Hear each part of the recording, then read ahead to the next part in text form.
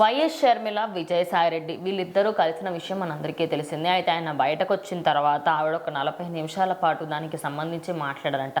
అసలు అక్కడ ఏం జరిగింది ఏంటనేది చూస్తే మాత్రం వైఎస్ జగన్మోహన్ రెడ్డి షర్మిలకి అదేవిధంగా విజయమ్మకి ఇద్దరికి అపోజ్ చేయడానికి, వాళ్ళిద్దరి గురించి తప్పుడు కూతలు కొయ్యడానికి ఈయనకి సంబంధించి ఈయనకి వార్నింగ్లు ఇవ్వడం ఇవన్నీ కూడా చేశాడు. కానీ ఈయన ఒప్పుకోకపోవడంతో ఆయన దాన్ని తిరస్కరించి ఇప్పుడు ఆయన పైన అయితే కొంచెం కోపంగానే ఉన్నారు. సో మొన్న కూడా ఆయన కొన్ని వ్యాఖ్యలు చేయడం జరిగింది.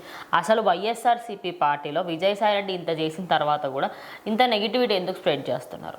సో ఖచ్చితంగా విజయసాయిరెడ్డి గారు పార్టీ నుంచి బయటకు వచ్చిన తర్వాత ఆయన అయితే కలిశారనమాట మన షర్మిల గారు. ఆయన ఎందుకంటే ఫస్ట్ నుంచి ఉన్నారు పార్టీలో, రాజశేఖర రెడ్డి గారి నుంచి విధేయులు వీళ్ళ ఫ్యామిలీకి. సో ఇంకా ఆయన వీళ్ళిద్దరిని చిన్న పిల్లల్లాగా చూశారు. కానీ జగన్ కానీ షర్మిల గారిని కానీ సో వీళ్ళు శత్రువులు అవుతారని ఆయన ముందైతే గ్రహించుండరు. ఖచ్చితంగా ఆస్తుల కోసం ఇంత గొడవలు అవుతాయని కూడా ఆయన గ్రహించుండరు. సో ఆయన మాత్రం ఒక రాజన్న బిడ్డల్లాగా ఆయన వాళ్ళిద్దరిని కూడా చూశారు. సో మరి ఈరోజు జగన్తో తనకి కొంచెం అసంతృప్తి వచ్చి ఆయన బయటకు వచ్చేసారు. మళ్ళీ షర్మిల గారు వచ్చి కలవడం జరిగింది అనమాట. ఎందుకంటే విజయమ్మ గారికి ఆయన ఇచ్చే గౌరవం ఎప్పుడు ఉంటుంది, రాజశేఖర రెడ్డి గారి మీద ఆయనకుండే గౌరవం ఎప్పుడు ఉంటుంది.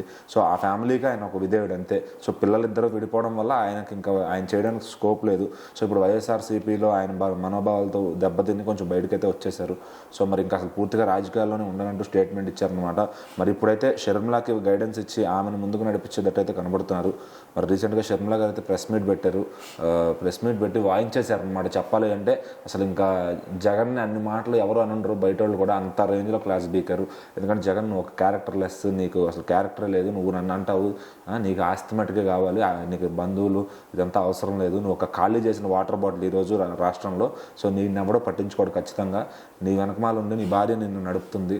సో విజయసాయిరెడ్డి అన్నవారు కూడా ముగించేసావు నువ్వు. ఆయన మనకు బాబాయ్ లాంటి వాడు, అతన్ని పట్టుకుని నువ్వు ఇంత మ్యానిపులేట్ చేసి మా మీద ఇంత రుద్దాల్సిన అవసరం ఏంటని కూడా ఆమె అన్నీ ప్రస్తావించిందనమాట.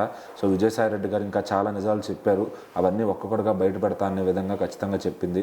మరి ఇప్పుడు షర్మిల గారు ఎప్పుడు ఏం చెప్తారని చెప్పి వైసీపీ శ్రేణులందరికీ భయం పట్టుకుంది. ఎందుకంటే ఇటు TDP and Janasena social media ప్రతిదీ కూడా జగన్ స్టెప్స్ అన్నింటిని కూడా గమనిస్తూ ఉంటారనమాట.